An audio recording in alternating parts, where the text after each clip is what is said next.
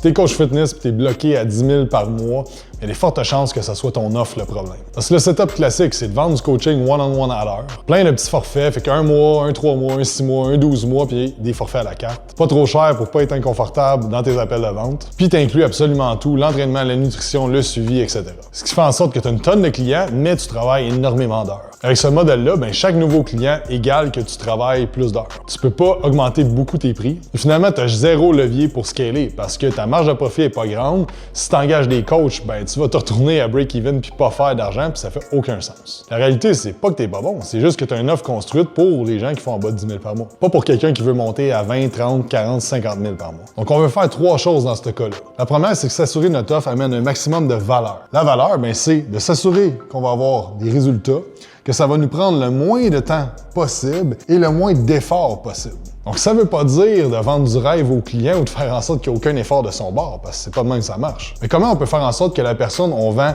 une transformation qui va être rapide, qui va être durable, puis notre offre est tellement solide que ça va enlever de la douleur et de la souffrance dans le processus. Je parle de douleur, c'est pas nécessairement physique, mais exemple, une des douleurs que les clients vont avoir, c'est de faire leur liste d'épicerie avec le nouveau plan alimentaire. Mais dans ton offre, tu pourrais faire qu'à chaque plan alimentaire que tu mets au client, il y a aussi une liste d'épicerie hebdomadaire à suivre. Fait que je noterais toutes les choses comme ça, puis je mettrais une solution directe à ça qui va faciliter le processus pour le client. Parlant de processus, deuxièmement, c'est de tout mettre en processus. De dire mes meilleurs clients à succès, par quelle étape ils ont passé pour avoir des résultats. Qu'est-ce qu'on a fait le mois 1, le mois 2, le mois 3. Ils te vendent un processus et non un plan personnalisé. Et finalement, tu te demandé présentement qu'est-ce qui se passe si je double ma clientèle. La plupart du temps, c'est ça marche pas, je vais travailler comme un malade. Donc maintenant, comment qu'on peut automatiser certaines choses, éliminer certaines choses, mettre certaines choses en upsell ou déléguer. Mais la dernière chose que je te suggère de déléguer, c'est le coaching direct avec tes clients. Parce que le problème, c'est pas de rentrer plus de clients, c'est de s'assurer d'avoir une offre qui va te permettre de scaler sans travailler comme un malade.